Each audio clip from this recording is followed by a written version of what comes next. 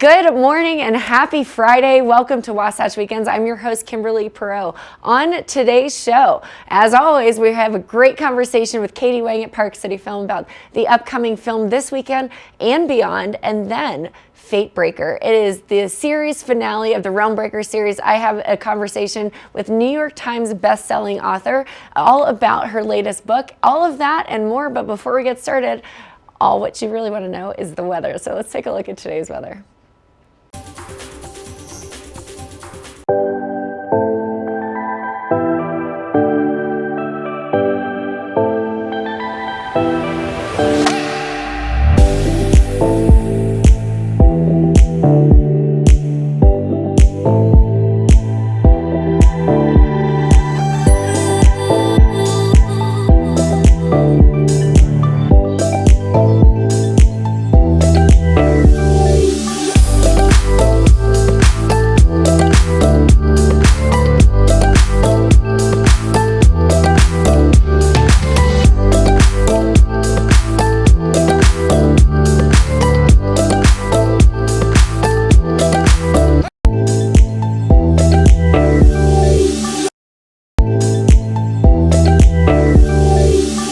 Welcome back to the show, and you know what it is. It's the weekend, and that means that Park City Film has some incredible films happening this weekend and beyond. Joining me today is Katy Wang to share all of the things that are happening over at Park City Film. Katy, how are you this morning?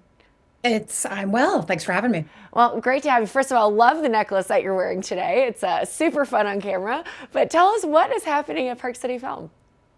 We have one of just my kind of favorite films of the year. I know I say this a lot, but this is really one of my favorites for real. But I had the chance to see All of Us Strangers when it was on the film festival circuit.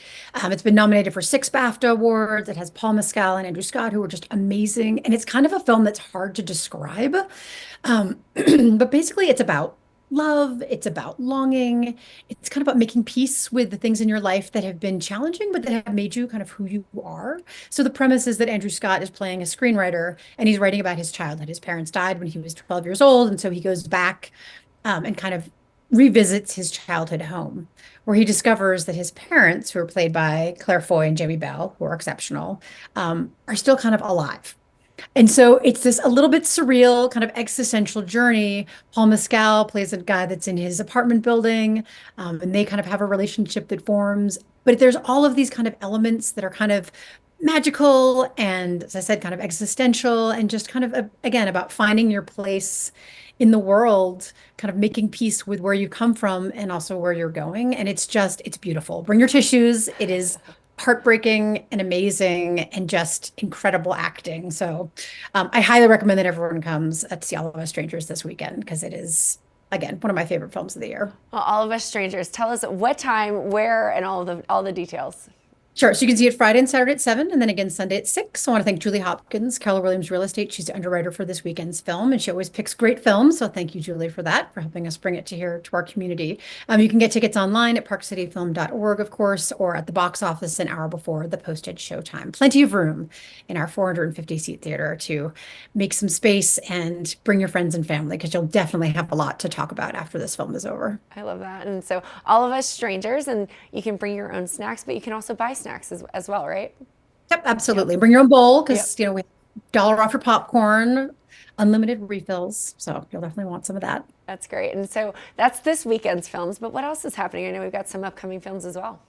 Yes, we're kind of picking up speed a little bit. After Sundance, we have a little bit of not really a break, but we kind of take things easy and just stick to weekend screenings. And as we get into the spring, we start doing our special screenings on Thursdays. So this coming Thursday on March 7th, we are partnering with Peace House once again to show a short film called This Is Where I Learned Not to Sleep. And this is about Nashville cop Mark Wynn, who was a victim of domestic violence and child abuse as a child and has grown up to be a law enforcement officer and really has changed how law enforcement deals with issues of domestic violence. He formed the first domestic violence kind of chapter in Nashville, and just kind of looking at, instead of criminalizing the victims, how do you support them and, end these cycles of violence and really provide survivors and victims with the support that they need, and certainly for the children to make sure that the cycles do not continue. So it's a really powerful story. It's only about 38 minutes, and it'll be followed by a panel discussion. We've got some local experts here in our community, and certainly folks from Peace House who do fantastic work. So it's, an intense 38 minutes, but a great conversation, gives us more time to really get into this issue and figure out, what are the challenges, what are the opportunities, how can we change the trajectory of folks that are living here in our community. And we're really, pleased to be partnering with Peace House on that as part of our Real Community series. So that's next Thursday. That's a free screening. You can get more information at parkcityfilm.org. And then we have our Oscar party coming up. Yes, the Academy Awards are coming up on March 10th. So on March 9th, as we are wont to do on the eve of the Academy Awards, we gather together, enjoy food and drink together for a couple of hours, and then watch the documentary short films together. So we have just released some more tickets to this very popular event. It helps raise funds for our programming year round. You can go to parkcityfilm.org and find out more information about that. It's a $50 ticket price unless you're a member, and then you get a discount. So you can check that out, and we'd love to have you join us. It's a lot of fun, and of course helps us bring these great films back to our community here in Park City. Well, that's wonderful. And you can join to become a member before if you want to, so you can help support Park City Film as well. Is that correct? Absolutely, and you get a discount. So depending on the level, some of our upper tier memberships have free tickets, so you can take advantage of that. But all members get at least some kind of a discount, if not free tickets to the event. We'd love to have you join us. It's a lot of fun. Absolutely. Hard to believe it's the 96th Academy Awards, and we're coming up on 100, and so that's really fun, really exciting, and I love the excitement that you bring around the event as well. So tell us where we can go for more information, for volunteering, to find out more about Peace House and beyond, and all the things that you have coming up. Absolutely. We have great community partnerships, as you mentioned. So thanks for the shout out to Peace House and some other ones to come. So you can see what we have on our slate coming up at parkcityfilm.org. If you go to our upper right-hand corner, there's the volunteer tab. If you're interested in signing up for some volunteer shifts, if you want to become a member, there's information there. Become a sponsor, an underwriter for some of the films, like Julie Hopkins, Keller Williams Real Estate has done for many of our films, including this film this weekend. But we'd love to have you. There are many ways to participate and support us, and we welcome and hope that you will at least go to one, if not multiple levels of engagement. Coming to a movie is, the first step, and then there's other ways that you can stick with us and become part of our independent film loving tribe. It's true. And bring your own bowl, and you get $1 off popcorn and unlimited refills. So that's incentive in itself, outside of the Absolutely. films and all that you do. Oh, Katy, we love having you on the show, and thanks for the updates and all the information that you're sharing, and thanks for the partnerships and all that you're doing within the community as well. Absolutely. Thanks for having me. Absolutely. Now we'll be back with more right after this quick break.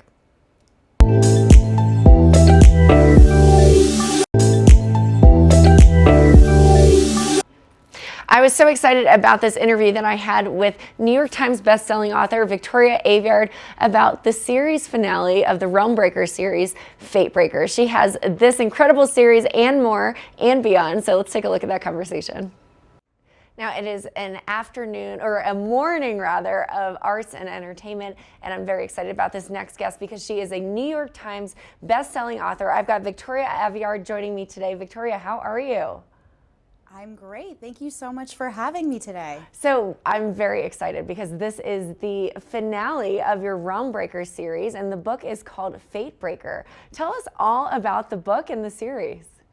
Yeah, of course. I like to say that Realm Breaker is Lord of the Rings meets Guardians of the Galaxy. So if you like something from one of those stories, you will probably find something you like in mine. It was very much written for me when I was a geeky teenager looking for a book that I felt like was an adventure that I could be a part of. And it very much asked the question, what happens when the usual heroes fail? Who's the JV team of saving the world? So I had a ton of fun with it. That's great. So tell us all about the characters. Now this is the series finale, but it's really, it's been fun to kind of see the journey of the characters throughout all of the books. Can you tell us about this book in specific? Absolutely. So our sort of band of criminals and misfits who do have to save the world are grounded around a teenage, not so chosen one named Coraine, who kind of against her will happens to be the only person who can save the world from something her uncle is doing. And writing her was really therapeutic, and I think would be very relatable to any young person, or any person really, who's figuring out who they are and what they want from the world. She's someone who is going from a place very sheltered to suddenly being thrust into the world that she wants to see, but then realizes it's a lot bigger than she expected. So how is writing this series finale versus the others? Like what was the process like? You know, was it bittersweet because you knew the series was coming to an end? Tell us all about it. A little bit. I mean, I'm sad to leave the world, which is a good sign. It means that I did my job, even for me. But with writing a series, I know where it ends. I always know where I start and I know where I end. It's finding the path between the 2 points that's always interesting. But it was sort of, I knew what I was building towards in this third book. And the real challenge was making it feel like it was big enough and exciting enough, and it was going to feel as special as the other 2 books to readers. And even though I'm my harshest critic, I kind of think I pulled it off. Well, it certainly sounds like it. Now, with the other 2 books, you know, you had such a huge following with them, and they were on the New York Times bestselling list. So that's very exciting. Now, what do you hope readers get out of the finale of this series? So one thing that I realized as I was writing this book series, I didn't go into it thinking, oh, this is my message that I have to parlay. But as I was writing it, I realized so much of this book series is about the importance of people coming together against a common enemy or a common threat. And it's one of my frustrations that I have with the world is, you know, you have a problem, we all know it's there, but we can't put aside our differences to fix it. And so I was kind of living that out in this book of people being able to say, there is a problem, we're going to fix it. I love that. Now, when does the book drop? When can readers get their hands on it? Tomorrow, I'm technically have my book launch tonight, but it should be in stores everywhere tomorrow on Tuesday. That's great. Now, do you have any other exciting works in plan, or tell me a little bit about that? Yeah, I mean, as soon as one book is finished, you are rolling right on to the next idea. Thank God I keep having them. But I'm working on a proposal for what I think is going to be my adult debut. So far, I've written mostly for teenagers. It's new territory, and I don't think it's going to be a series either. I'm excited to write a book that's kind of one and done. That's great. So you've got a couple of series. You've got the Red Queen series. Now you've got the Realm Breaker series. And this is just really exciting stuff. But you also were a screenwriter, or sometimes dabble in that as well. Can you tell us about your writing journey? Yeah, absolutely. So I studied screenwriting in college, and that's where I think I learned everything that I know about storytelling, about character, about plot. It's all the same. The bones of story are the same, no matter if you're writing a script or a book. And I feel like that was really valuable to me. I also learned how to talk about stories. So for something like this, that was very valuable. Because most writers, you know, we're not here because we're good at talking to people. But yeah, it's been really helpful as well when we're trying to work on adaptations for my work. I sort of know the groundwork there, and I know where I can be useful, and I know where I step back. That's great. So do you find yourself just walking through life, you know, kind of creating stories and making mental notes of what you might want to write about next time? Like, what is your process?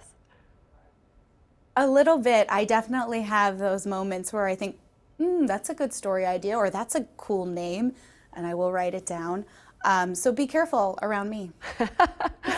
I love that. Well, Victoria, it's so great to have you here, and congratulations on your book, on the latest and greatest, Fate Breaker of the Realm Breaker series. You know, is there anywhere that we can go to follow your journey, your writing journey, and really just connect with you as the author? Yeah, I'm probably a little too active on Instagram and TikTok, but I love it because the book community there is just explosive, and there's so many of us. All exciting stuff. So we'll follow you on TikTok and on Instagram, and very excited for you on this, the finale to the series. I hope you have a great book launch party tonight, and best of luck. Thank you so much. Thanks for having me. Absolutely. Victoria Aveyard, the author of Fate Breaker, joining us here. Check out the series, get the new book tomorrow, and thanks so much. We will be right back after this.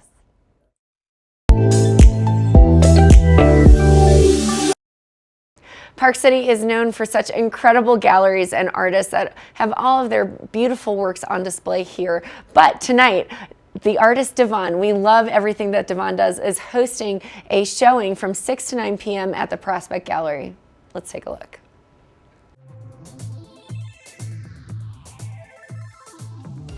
My name's Devon.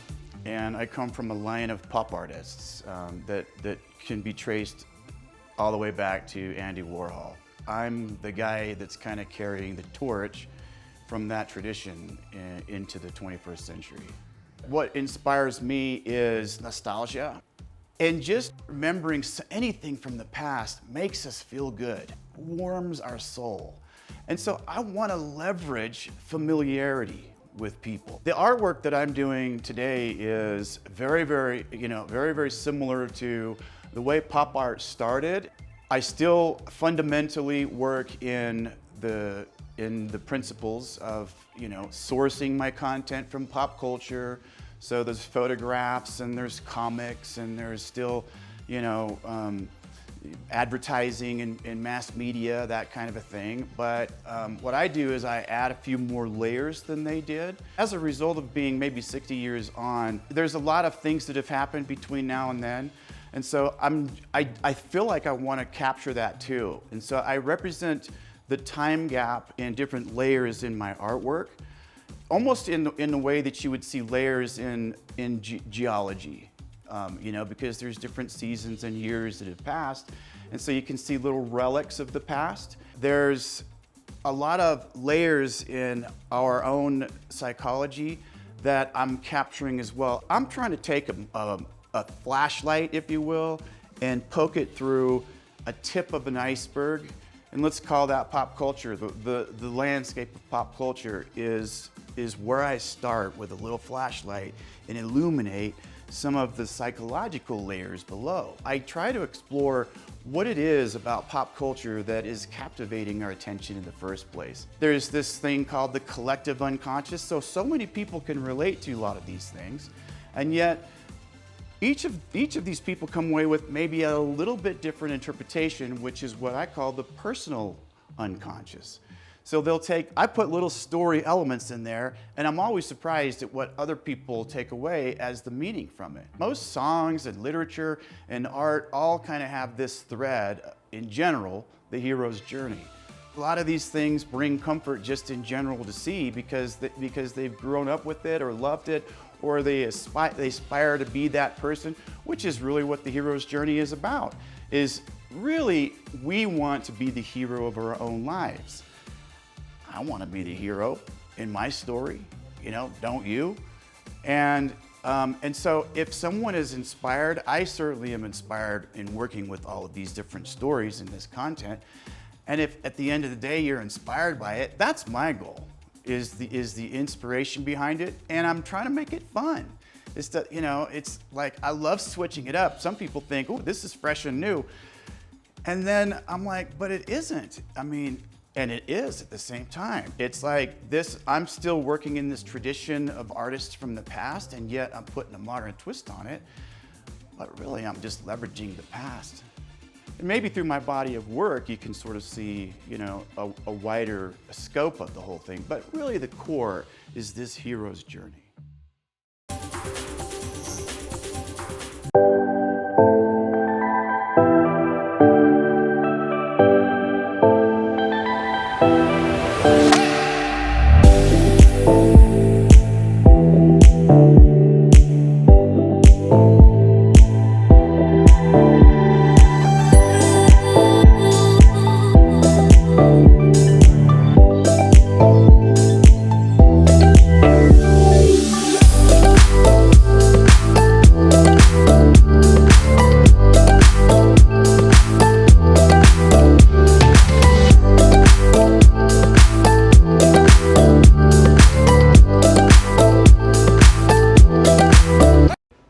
Spring is in the air. It is Friday, March 1st. Cannot believe that we are already at the beginning of March. I'm your host, Kimberly Perot. What an incredible show with Katy Wang of Park City Films, Victoria Aveyard, and then Devon. You want to make sure that you check out his work tonight from 6 to 9 p.m. Thanks for joining, and I'll see you tomorrow.